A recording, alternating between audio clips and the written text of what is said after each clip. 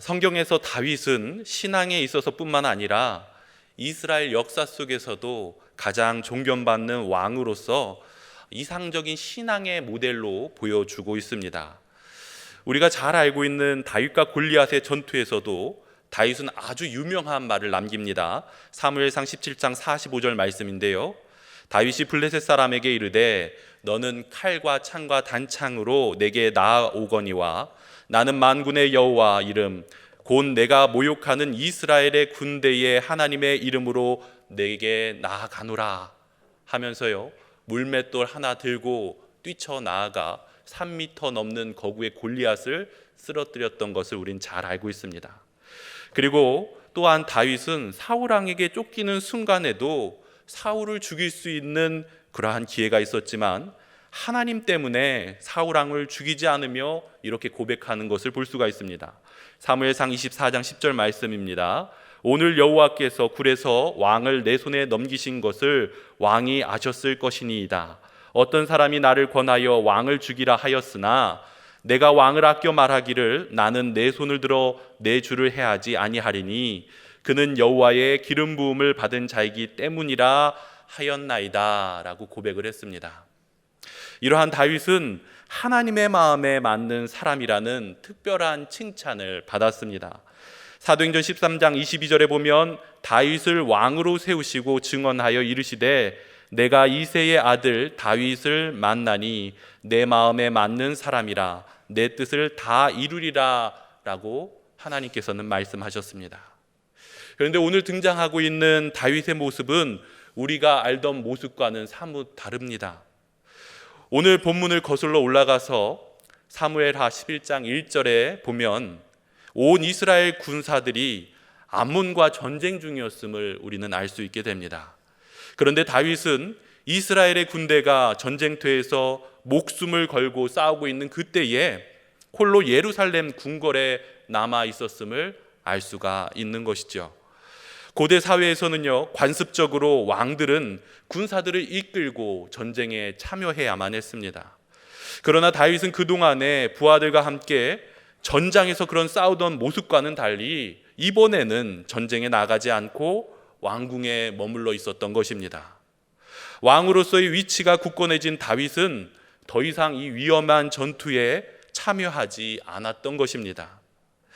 다윗은 부하들이 전쟁터에 나가 있는 동안에 낮잠을 자고 저녁에 일어나 한가로이 왕궁 지붕을 거닐다가 그러다가 한 여인이 목욕하는 장면을 보게 되었습니다. 그때에 다윗이 눈을 피했으면 좋았으련만 다윗의 눈에 그 여인이 심히 아름다워 보였다라고 성경은 기록하고 있습니다. 그 여인이 누구인지 사람을 보내서 알아보니 그 여인은 엘리압의 딸이요 햇사람 우리아의 아내였던 바로 밧세바였습니다. 밧세바는 다윗의 신복 중에 하나인 우리아의 아내였던 것입니다. 그런데 다윗은 이러한 사실을 알고도 그만 죄의 유혹에 넘어가 자신의 신복 아내였던 밧세바를 왕궁에 불러들이고 그녀와 동침하는 죄를 저지르게 됩니다. 결국 다윗은 전쟁의 위험을 피해 왕궁에 가만히 있다가 죄의 유혹에 넘어지게 된 것입니다. 전쟁보다도 더 위험한 것이 바로 죄의 자리, 죄의 유혹의 자리인 것입니다. 하나님의 마음에 합한 다윗도 결국에는 이 죄의 자리에서 넘어지고 말았던 것입니다. 그리고 아무도 모를 것 같았던 이 다윗과 밧세바의 둘만의 은밀한 미래가 밧세바의 임신 소식으로 이제는 다윗의 치부가 온 세상에 드러날 위기에 처하게 된 것입니다. 남자가 여자와 만나서 사랑하여 결혼이라는 그 약속 아래에서 아이를 임신한다는 것은 그 가정에게 하나님께서 주시는 큰 축복이 될 수 있습니다. 그런데 결혼이 아닌 잘못된 관계로 인한 임신은 오히려 인생의 최고의 수치이며 감추고 싶은 저주가 될 수 있다는 것을 오늘 말씀은 우리에게 알려주고 있는 것입니다. 오늘 밧세바의 임신은 다윗의 인생의 최고의 수치이며 감추고 싶은 치부가 되었던 것입니다. 그러자 다윗은 자기의 죄를 숨기기 위하여 치밀하게 계획을 세우게 되는데요, 그 계획은 밧세바의 임신한 아이를 다윗의 아이가 아닌 마치 우리아의 아이인 것처럼 위장하는 계획을 세우고자 한 것입니다.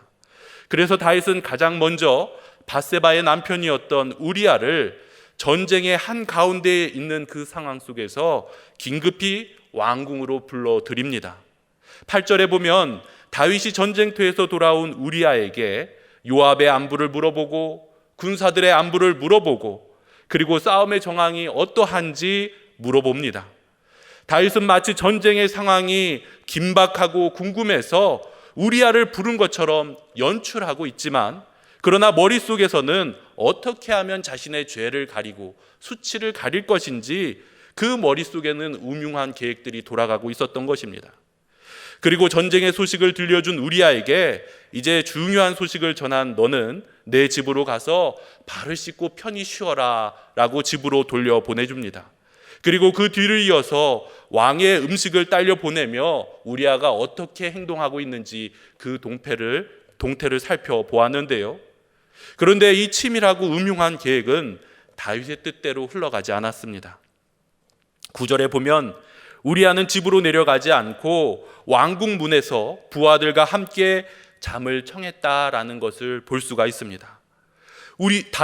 다윗에게 우리아가 집으로 가지 않은 그 사실이 알려졌던 것이지요. 다음날 다윗은 우리아를 불러서 왜 집에 가서 쉬지 않고 왕궁의 부하들과 함께 잠을 잤는지 물어봅니다. 그러자 우리아가 이렇게 대답을 합니다.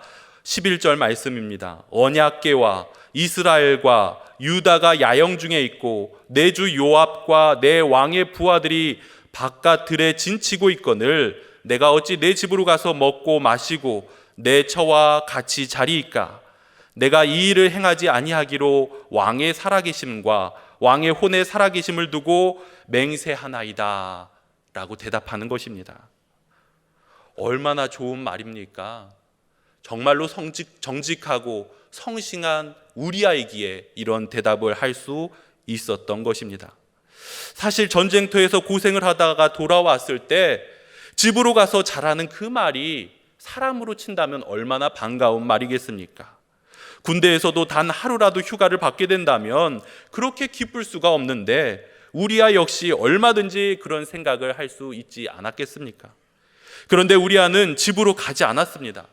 그 이유가 무엇인가 하면 전쟁터에 있는 하나님의 법궤와 그리고 또한 전쟁 중인 동료들을 생각할 때 혼자 집에 들어가서 안일하게 쉬기에는 마음의 양심에 허락해 주지 않았던 것입니다.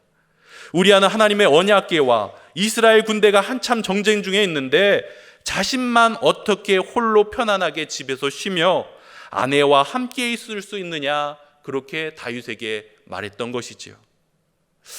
여기서 우리아는 햇사람이라 성경에서 소개하고 있는데요, 햇사람이라는 것은 창세기에 보면 가나안의 아들 햇으로부터 형성된 족속으로서 오래전부터 가나안 땅에 거주하던 원주민을 가리키는 것입니다. 그렇다면 우리아는 이스라엘 사람이 아닌 바로 이방인이었다라는 것입니다. 이방인에게서 이런 신앙적인 말이 나온다는 것이 참으로 놀라운 일이 아닐 수가 없습니다. 이스라엘의 왕이며 하나님의 택함을 받은 사람이었던 다윗은 전쟁에도 참여하지 않고 죄의 유혹에 넘어가 그 죄를 덮으려고 꿍꿍이를 꾸미고 있는 그 현재의 모습을 생각할 때 이방인 우리아의 고백은 참으로 놀라운 일이 아닐 수가 없는 것입니다. 이처럼 다윗의 계략은 우리아에게 먹혀들지 않고 계속해서 꼬이기 시작합니다. 그 이유는 우리아가 자신의 안위를 먼저 생각하는 사람이 아니라 하나님을 바라보는 정직하고 신실한 사람이었기 때문입니다. 그러자 애가 타는 다윗이 이번에는 더 인간의 이성을 마비시키는 계획을 세웁니다. 우리아에게 하루 더 머물게 하고는 그에게 술자리로 초대해서 진탕술을 마시고 그 이성이 마비된 그때에 우리아를 집으로 돌려보내서 밧세바와의 그 죄악을 가리려 했다는 것이지요. 그러나 우리아는 이번에도 다윗의 뜻대로 움직이질 않았습니다. 우리아는 술에 취했음에도 불구하고 집으로 가지 않고 부하들과 함께 왕궁 문 앞에서 다시 잠을 잤던 것입니다. 이처럼 우리아는 다윗 왕을 향하여 그리고 하나님 앞에서 정말로 충성스러운 모습을 보여주었던 것입니다. 그러나 이러한 충성스러운 모습이 죄에 오염되어 있었던 다윗에게는 불편하게 다가왔던 것입니다. 다윗은 우리아를 통해서 자신의 양심이 찔리기 시작했습니다. 그런데 끝까지 죄를 감추기 위하여 결국 우리아를 죽이는 일을 계획하고 말게 되었던 것입니다. 죄는 올바른 사람, 그리고 나에게 충성하는 그 사람마저도 비뚤어지게 보게 만드는 그러한 능력이 있는 것입니다. 우리아를 죽이려는 그 다윗의 심정은 과연 어떤 것이었을까요? 성경에는 나와 있지 않지만 한번 생각해 보았습니다. 다윗은 과연 어떠한 마음으로 우리아를 바라보았을까? 다윗은 올바른 소리를 하고 있던 그 우리아를 바라보면서 마음 가운데 비뚤어진 마음이 생기지 않았을까? 그렇게 생각이 됩니다. 다윗이 생각하기를 집에 가서 쉬라고 하면 네 감사합니다 하고는 왕이 베풀어준 호의에 감사하면서 순종해야지, 전쟁 중에 어쩌고 저쩌고 하면서 아주 왕을 가르치려고 하네. 이게 하나님의 법궤가 전쟁터에 있어서 집에 갈 수 없다고? 이방인인 주제에 유대인인 나보다 하나님을 더 아는 척하네?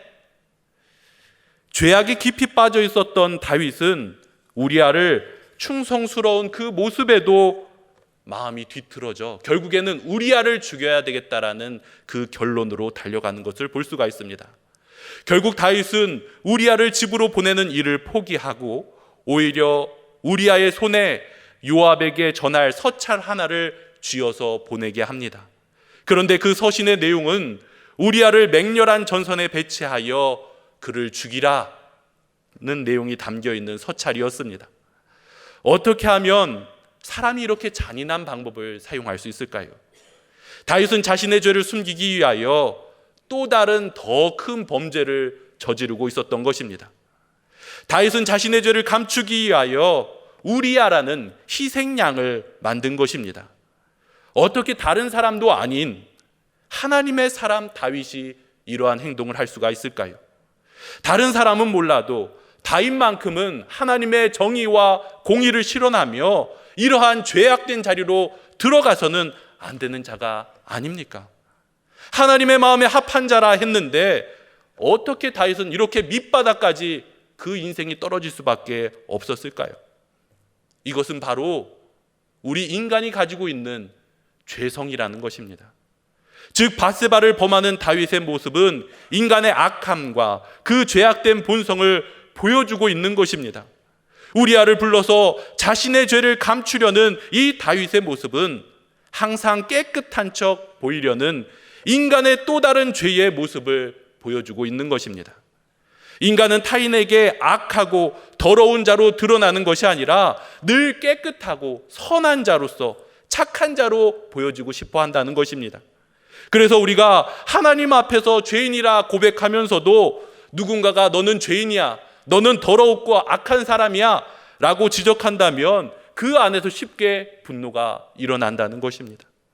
다윗이 자신의 죄를 감추고 싶어 하는 것은 하나님을 두려워해서 감추려 했던 것이 아닙니다.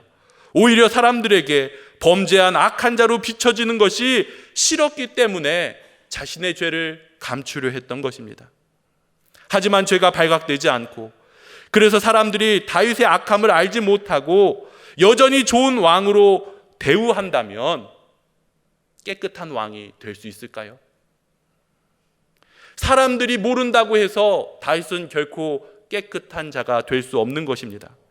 가장 중요한 것은 우리 인생의 관계에 있어서 하나님과 우리의 관계가 제일 중요하기 때문입니다. 오늘 우리는 다윗과 우리아에게서 우리의 현재의 모습을 볼 수 있어야 하는 것입니다. 그리고 하나님이 우리를 어떤 자리로 인도하시려고 하는가를 우리는 분명히 알아야 하는 것입니다. 다윗은 우리아의 참된 신앙으로 인해 현재 자신의 죄를 발견하고 그 앞에 회개의 자리로 나아가야 했어야 하는 것입니다. 그런데 더욱더 다윗은 자신의 죄를 감추려는 계획만 세우고 있었습니다. 하나님께서 우리들 앞에 참된 신앙이 있는 사람을 세우신다면, 그리고 그 사람이 불편하다면 그것은 우리의 신앙이 없음을 보여주기 위함인 것입니다. 그런데 때때로 우리는 나의 신앙 없음이 드러나는 것을 숨기기 위하여 참된 신앙인을 핍박하고 몰아내고 정죄하는 것이 바로 우리의 모습이라는 것입니다. 이것이 바로 우리 안에서도 다윗과 같은 죄악된 본성이 있는 모습이라는 것이지요. 그리스도인에게 필요한 것은 나는 죄인이며 나는 하나님의 긍휼과 자비하심이 없으면 살아갈 수 없다라는 믿음의 고백이 필요한 것입니다. 오늘 나의 문제는 하나님의 은혜와 긍휼과 자비하심을 보지 않음으로 나타나게 되는 것입니다. 내 의가 드러나고 내 의 안에서 누군가를 정죄한다면 이미 하나님의 은혜와 사랑과 긍휼을 잊어버렸다는 것입니다. 때문에 그리스도인들은 날마다 말씀의 거울을 통하여 예수 그리스도를 바라봐야 하는 것입니다. 그리고 그 거울을 통하여 내 안에 있는 죄악과 악한 본성을 날마다 발견하며 주님 앞에 회개하며 나아갈 수 있어야 하는 것입니다. 죄인된 나를 하나님의 놀라우신 사랑과 긍휼이 살리고 있음을 우리는 깨달아야 알아야 하는 것입니다. 그것이 바로 진정한 그리스도인이라는 것입니다. 기독교인의 신앙의 첫 단추는 내가 가지고 있는 더러운 것을 감추는 것이 아니라 우리 안에 숨겨진 더러운 것들을 발견하고 주님 앞에 회개하는 것입니다. 사람이 보기에 평소 착하게 살았다고 해서 깨끗한 자가 되는 것은 아닙니다. 예수님 안에서 거하는 자만이 깨끗하다, 의롭다, 인침을 받는다는 것을 우리는 분명히 기억해야 하는 것입니다. 예수님은 오늘 나 같은 죄인을 위하여 오셨습니다.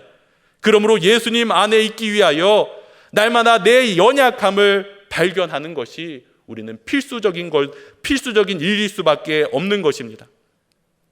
사람들에게 깨끗하게 보이려고 애쓰지 마십시오. 결국 나오는 것은 위선과 거짓밖에 없습니다. 그렇다고 해서 일부러 악한 모습을 보이라고 말씀드리는 것은 아닙니다.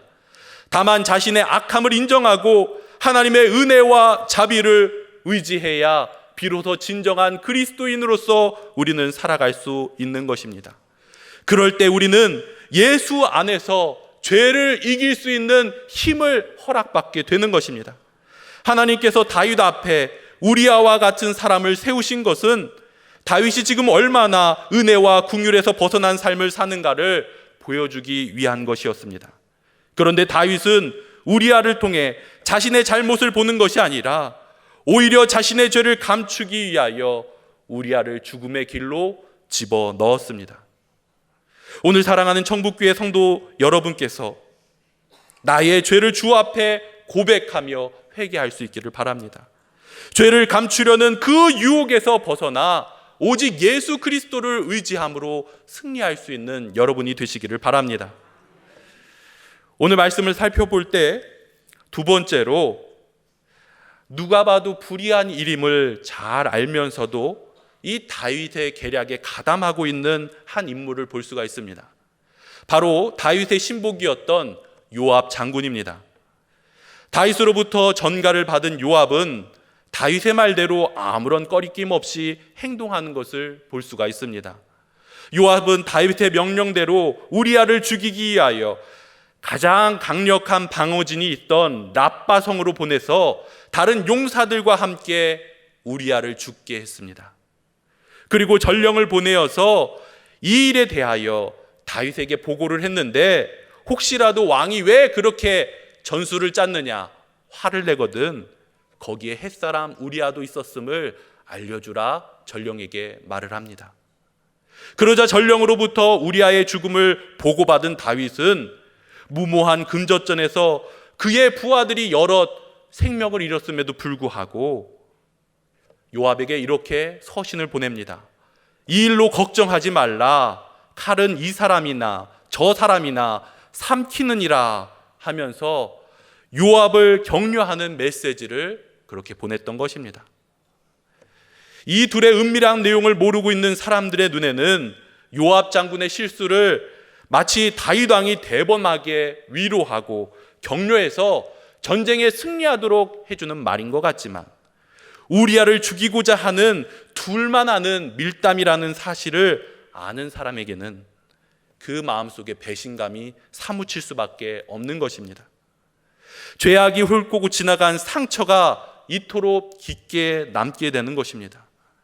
이들은 나라의 큰 전쟁이라는 그 위기 속에서도 위태롭게 일부러 패전을 하면서까지 자신이 정한 그 한 사람을 죽이기 위해 이토록 잔인한 방법을 사용했던 것입니다. 그렇다면 요압이 다윗의 잘못된 뜻에 그대로 순종했던 이유가 무엇입니까? 왕에게 충성된 신하였기에 이토록 순종했던 것일까요? 요압은 다윗이 사울에게 쫓기던 그 피난 시절부터 다윗과 동고동락했던 친구와 같은 존재입니다.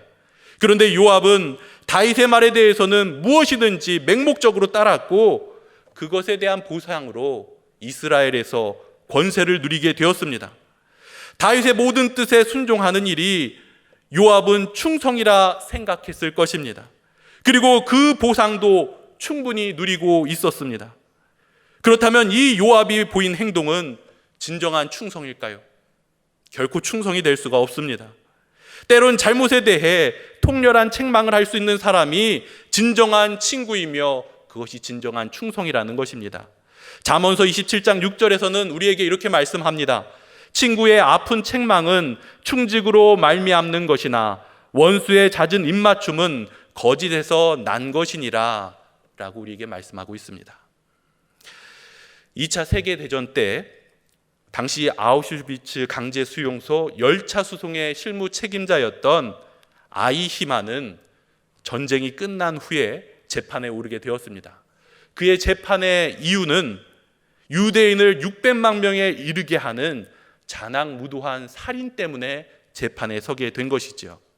온 세상 사람들이 지켜보는 가운데 재판에 등장한 아이히만의 모습은 세상 사람들에겐 충격이었습니다. 왜냐하면 사람들이 생각하기로 아이히만은 굉장히 악마 같은 모습, 아주 눈이 찢어지고 못생기고 정말 괴상한 모습일 거라 상상했는데요. 그런데 아이히만의 모습은 악마의 모습이 아니라 옆집 평범한 아저씨의 모습이었기에 더욱더 사람들이 충격에 빠졌습니다. 실제로 아이히만은 평범한 가정이었으며 자신의 직무에 충실히 수행하던 그런 모범 시민이었습니다. 평소에는 매우 착한 사람이었으며 개인적인 인간관계에 있어서도 매우 도덕적인 사람이었다. 주변 사람들이 그렇게 증언했죠. 그런데 아이히만은 재판 내내 자신은 죄가 없다라고 그렇게 결백을 주장했습니다. 그 이유는 자신이 당시 독일이라는 나치라는 그 공무원으로서 맡겨진 사명에 충성했던 것이지 나는 결코 누구를 미워하거나 누구를 혐오하거나 그런 사실이 없다라고 일관되게 자신의 결백을 주장했다는 것입니다.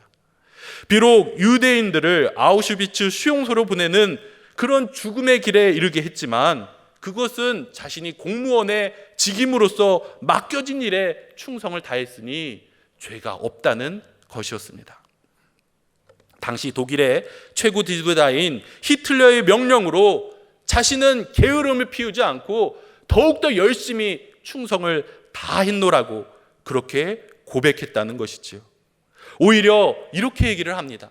만일 그때 내가 그 명령에 대해서 게으름을 피우고 충성하지 않았더라면 오히려 마음의 양심의 가책을 느꼈을 겁니다 라고 대답하는 것입니다. 아이히만은 유대인을 죽일 때도 그는 맡겨진 임무를 성실히 수행했다는 것입니다. 그렇다면 이 아이히만의 죄는 무엇이었을까요? 2차 세계대전 당시에 유대인으로 태어나 홀로코스트의 생존자이자 정치 철학자였던 한나 아렌트는 아이히만의 죄에 대하여 이렇게 이야기를 했습니다. 그것은 바로 악의 평범성에 있다라고 이야기를 했지요. 이 악의 평범성이란 이론을 설명해 주었는데요. 수많은 유대인을 학살하면서도 그 마음의 양심의 소리에 귀 기울이지 않고 자신의 맡겨진 일에 맹목적으로 충성을 다했던 그 정직과 성실이 그것이 바로 죄라고 이야기한 것입니다. 사람이 죽어나가는 그 상황 속에서도 이것은 잘못된 명령이라 양심의 소리를 듣지 않고 맹목적으로 충성했던 그 일이 바로 죄라는 것이 악의 평범성 이론인 것입니다. 오늘 여러분은 어떠한 일에 열심과 충성을 다하며 살아가고 계십니까? 혹시 그 일에 예수님과 함께 동행하며 예수님이 주시는 말씀에 귀 기울이며 살아가고는 계십니까? 우리 예수님께서는 십자가에 죽으시면서도 자신을 못 받는 사람들을 걱정하며 돌아가셨습니다. 예수님을 못 받는 자의 무지와 그의 인생을 불쌍히 여기며 예수님께서는 하나님 앞에 기도했습니다. 주여, 저들의 죄를 용서하여 주시옵소서. 자신들의 하는 것을 알지 못합니다 라고 기도하며 최후의 순간까지 우리에게 사랑을 베풀어 주셨습니다. 사람의 아픔을 공감하지 못하고 자신은 성실했노라라고 자신의 최선을 다해 충성했노라고 자부하며 자신의 열심을 사는 그러한 사람들은 누군가를 해치고 죽이는 이기적인 삶이 되는 것입니다. 나의 그릇된 충성이 누군가에게 상처를 주며 살지는 않았는지, 내 말과 행동이 누군가의 심장에 비수를 찌르지 않았는지 이 시간 나의 모습을 돌이켜 볼 수 있기를 바랍니다. 그러므로 우리는 충성이라는 이 기준 역시 예수님 앞에 두어야 함을 기억해야 하는 것입니다. 즉 예수 그리스도만을 바라보며 예수님의 뒤를 따르는 열심과 충성의 길이 바로 올바른 충성의 모습이라는 것입니다. 그렇게 예수님만을 바라보며 함께 걸어갈 수 있는 여러분이 될 수 있기를 바랍니다. 이처럼 다윗은 그가 저질렀던 모든 범죄가 완전히 묻혀버리는 것처럼 보였습니다. 우리아는 죽었고 밧세바는 다윗의 처로 맞이했으니 모든 것이 다 조용히 마무리되는 것처럼 보였습니다. 하지만 성경은 이 같은 악행에 대해 27절에서 여호와께서 보고 계셨다라고 기록하고 있습니다. 그리고 공의로우신 하나님이 보고 계시는 한 완전 범죄는 존재할 수 없다라는 사실을 우리에게 알려주고 있습니다. 훗날 다윗은 죄를 감추려 했던 자신의 어리석음을 회개하며 이렇게 표현하고 있는데요, 시편 69편 5절에 이렇게 말씀하고 있습니다. 하나님이여, 주는 나의 우매함을 아시오니 나의 죄가 주 앞에서 숨김이 없나이다. 오늘 말씀을 살펴볼 때 정말 억울한 죽음을 당한 한 사람을 볼 수가 있습니다. 우리아는 목숨을 다하여 나라와 왕께 충성을 다 바쳤지만 결국 믿고 의지했던 왕은 자신의 사랑하는 아내를 빼앗았고 끝내는 자신의 목숨까지도 빼앗아 간 것을 볼 수가 있습니다. 그렇다면 우리아는 어떤 사람이었습니까? 우리아는 충성심이 강한 용사였습니다. 사무엘하 23장 8절 이하를 보면 거기에선 다윗의 용사 37명의 이름이 기록되어 있습니다. 다윗을 위해서라면 목숨을 마다하지 않고 싸울 준비가 되어 있는 충성스러운 용사들의 이름이 기록되어 있는데요, 그 가운데 마지막 23장 39절에 보면 햇사람 우리아도 그 안에 기록되어 있습니다. 성경은 다윗의 용사들을 기록하면서 마지막에 등장한 바로 햇사람 우리아를 정확하게 기억하고 있었던 것입니다. 우리아는 왕을 진심으로 섬기려 했고 동료들과 함께하려 했지만, 그러나 다윗 왕은 이러한 우리아의 생명을 앗아가 버렸다는 것입니다. 우리아는 동료에 대해 뜨거운 사랑을 가진 사람이었습니다. 우리아는 신실한 신앙심의 소유자였습니다. 그런 우리아는 믿고 의지하던 다윗 왕과 그리고 직속 상관이었던 요압에게 배신을 당하고 억울한 죽임을 당하였던 것입니다. 우리아는 죽는 순간에도 자신이 왜 죽어야 했던지 영문을 알지 못한 채 죽을 수밖에 없었습니다. 그리고 또한 사랑은 아내마저도 빼앗겼습니다. 인간의 역사 안에는 보면은요, 정의롭기보다는 불의한 일들 속에서 억울한 그런 사건을 겪는 것들을 많이 보게 됩니다. 말하자면 불륜의 주인공은 죽지 않고 충성되고 정직한 사람이 억울하게 죽임을 당하고 피해를 입게 된다는 것이죠. 다윗이야 회개하고 용서를 받았다고 하면 되지만, 그렇다면 우리아의 인생은 어떻게 되는 것입니까? 그런데 이러한 문제는 우리의 현실 가운데에서도 나타나는 경우가 종종 있다는 것입니다. 우리아처럼 억울하고 설명이 잘 안 되는 삶이 우리에게도 있다는 것이에요. 그런데도 하나님은 이 모든 것들을 다 알고 계시며 우리를 지켜보고 계시다는 것입니다. 사무엘하 11장 27절에는 이렇게 말씀합니다. 다윗이 행한 그 일이 여호와 보시기에 악하였더라. 하나님은 모든 인생의 생사화복을 주관하시면서 모든 사건들을 다 알고 계시는 분이십니다. 하나님 앞에서는 어떤 사건도 숨길 수 없다는 것이지요. 또한 하나님은 위인의 죽음을 반드시 기억하시는 분이십니다. 그렇다면 하나님은 우리아를 어떻게 생각하시고 어떻게 기억하고 계실까요? 하나님께서 우리아를 어떻게 바라보는지는 마태복음 1장을 보면 잘 알 수가 있습니다. 마태복음 1장은 예수님께서 이 땅에 강림하신 기록을 담은 예수님의 족보가 나타나 있습니다. 거기서 마태복음 1장 6절에 보면 이새는 다윗 왕을 낳으니라. 다윗은 우리아의 아내에게서 솔로몬을 낳고 라는 대목이 나와 있습니다. 여기서 보면 이 우리아의 아내가 밧세바임을 누구나 다 알고 있는데 밧세바라고 해도 될 것을 굳이 우리아의 아내라고 한 이유가 무엇일까요?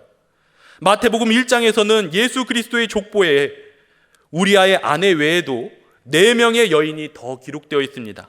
다말과 라합과 룻과 마리아입니다. 그런데 다른 여인들의 이름은 모두 실명으로 거론하면서 유독 밧세바만 실명이 아닌 우리아의 아내라 기록하고 있습니다. 마태복음에서는 아브라함과 다윗의 자손 예수 그리스도의 족보라 말하며, 그런데 다윗이 우리아의 아내에게서 솔로몬을 낳았다 기록하고 있는 것입니다. 이것은 하나님께서 믿음의 사람 우리아를 잊지 않았음을 우리에게 보여주고 있는 것입니다. 하나님께서는 억울하게 희생당한 우리아를 생각하면서 예수 그리스도의 아주 영광스러운 족보에 우리아의 이름을 기록했던 것입니다. 우리아의 입장에서는 너무 억울하다고만 생각되었습니다. 그런데 다윗을 다윗되게 만들었던 인물 역시 우리아였던 것입니다. 유다 족속이 아니면서 더욱이 유다 왕족이 아닌 이방인 출신 남자의 이름이 예수님 족보에 당당히 오른 사람은 오직 우리아밖에 없습니다. 그리고 또한 우리아는 결코 아내를 빼앗기지 않았습니다. 밧세바는 사람들의 관점에 어떠했든지 이스라엘 왕들의 실록에는 다윗 왕의 아내, 솔로몬의 어머니 이렇게 기록되어 있을지라도 하나님 보시기에는 여전히 우리아의 아내였던 것입니다. 하나님께서는 1000년의 그 세월을 기다리시면서 가장 복된 시기에 가장 복된 모습으로 살아계신 하나님의 아들 예수 그리스도의 탄생의 족보에 가장 명예롭게 우리아의 이름을 남기셨던 것입니다. 다윗 왕에 의해 배신당하고 죽임당했던 우리아는 예수 그리스도의 오심을 통하여 완전히 회복되고 부활할 수 있었던 것입니다. 우리는 예수 그리스도를 통하여 완전히 회복된 삶을 살 수 있는 것입니다. 상처받은 이들이 유일한 희망은 오직 예수 그리스도밖에 없는 것입니다. 우리 주님께서 이 땅에 오심과 그리고 또한 그 죽은 자들 가운데서 살아 역사하시는 그 놀라운 산소망이 되어 주셨다는 것입니다. 오늘 말씀을 살펴보면 다윗은 우리아가 살아있는 것을 원하지 않았습니다. 왜냐하면 우리아가 살아있을 때 자신의 죄가 폭로될 수 있었기 때문입니다. 다윗에게 있어서 우리아가 없는 세상은 자신의 죄가 감춰지고 계속해서 왕의 권력을 유지할 수 있는 그러한 시대였습니다. 그러므로 자신을 위해 우리아를 죽여야만 했고 그것 때문에 신하 몇몇이 죽는 것쯤은 대수롭지도 않았습니다. 이것이 바로 자신의 이익을 위해서 누군가를 희생하면서까지도 염두하지 않는 인간의 죄의 본성이라는 것입니다. 그런데 다윗이 우리아가 없는 세상을 원하는 것처럼 혹시 우리도 누군가가 없는 세상을 원하며 살아가고 있지는 않습니까? 우리아의 죽음에서 예수님을 죽인 우리 자신의 모습을 볼 수 있어야 하는 것입니다. 죄를 감추고 나의 약점을 가리고자 하는 우리의 죄악된 본성이 예수님을 십자가에 죽였기 때문입니다. 우리가 곧 하나님의 원수이며 진노의 대상임을 기억하면서 우리의 희망은 오직 예수 그리스도밖에 없음을 기억해야 하는 것입니다. 다윗은 우리아가 아니었다면 자신이 모태에서부터 이미 죄인으로 잉태하였던 존재라는 사실을 깨닫지 못했을 것입니다. 사울 왕으로부터 억울한 누명을 쓰고 쫓겨다니면서도 보복하지 않은 다윗은 스스로 생각하기에도 자신은 꽤 괜찮은 사람이라 그렇게 생각했을 것입니다. 그런데 알고 보니 자신을 그토록 죽이려 했던 사울 왕보다 더 악랄한 짓을 한 사람이 바로 다윗 자신이었음을 알게 된 것입니다. 다윗은 그토록 충성되고 이루었던 우리아에게 사람으로선 도저히 할 수 없는 그러한 일을 벌였습니다. 부하의 아내를 간음한 것도 모자라서 그것을 감추기 위하여 우리아마저 아무도 모르게 죽였습니다. 다윗은 왕으로서 온갖 위험을 부리며 자신이 우리아를 죽게 하고는 칼은 이 사람이나 저 사람이나 삼키느니라 하면서 우리아의 죽음을 전쟁에서 일어나는 흔한 죽음처럼 그렇게 표현을 했습니다. 그러나 이 모든 것을 아시는 하나님께서 나단 선지자를 통하여 책망하였을 때 비로소 다윗은 하나님 앞에 거꾸러져 회개할 수 있었던 것입니다. 다윗은 비로소 자신이 하나님 앞에 얼마나 죄악된 존재인가를 발견하고 침상을 적시며 울며 회개했던 것입니다. 시편 51편 5절에선 이렇게 말씀합니다. 내가 죄악 중에 출생하였으며 어머니가 죄 중에서 나를 잉태하였나이다. 이런 점에서 우리아는 비록 다윗에 의해 억울한 죽임을 당했지만 자신을 죽인 그 다윗을 메시아의 조상으로 세우게 한 하나님의 사람입니다. 너무나도 충직했던 우리아는 억울하게 죽었습니다. 하지만 그의 죽음은 다윗을 메시아의 조상으로 우뚝 세우는 밑거름이 되었습니다. 메시아의 왕조가 세워지는 그 이면에는 숨은 공로자인 우리아와 같은 희생양이 있었다는 것입니다. 사람은 다 모르지만 그러나 하나님께서는 모든 것을 알고 계시고 모든 것을 보고 계십니다. 공의로운 하나님께서 마지막 날에 의의 면류관을 통하여 우리에게 다 갚아주실 것입니다. 우리아가 다윗에게 했던 그 신실한 고백이 우리 안에 잠들어 있던 우리의 모든 영적 잠에서 깨어나는 하나님의 음성으로 들릴 수 있기를 바랍니다. 예수님을 바라봄으로 이 죄악의 유혹에서도 승리할 수 있기를 바라며 하나님의 예비한 축복을 누리며 살아갈 수 있는 우리 사랑하는 청북교회 모든 성도님들 되시기를 예수님의 이름으로 축원드립니다. 함께 기도하겠습니다. 사랑과 은혜가 충만하신 하나님 아버지, 우리의 연약함과 넘어짐에도 우리를 긍휼히 여겨주시고 놀라운 예수 그리스도의 사랑으로 우리를 감싸주시니 감사드립니다. 우리가 매 순간마다 하나님을 바라보며 예수 그리스도를 의지하며 살아가게 하여 주시옵소서. 코람데오의 신앙으로 살게 하여 주시고 예수 그리스도와 연합하여서 이 죄악된 유혹을 물리치는 자가 되게 하여 주시옵소서. 사랑하는 주의 백성들, 오늘도 세상 속으로 나아갑니다. 아버지의 능력에 오른손을 믿고 나아가오니 주님께서 친히 붙잡아 주셔서 주어진 삶의 자리에서 하나님 나라를 이루게 하여 주시옵소서. 축복의 통로가 되는 복된 삶을 살게 하여 주시옵소서. 우리의 길이요 진리요 생명 되시는 예수 그리스도의 이름으로 기도하옵나이다. 아멘.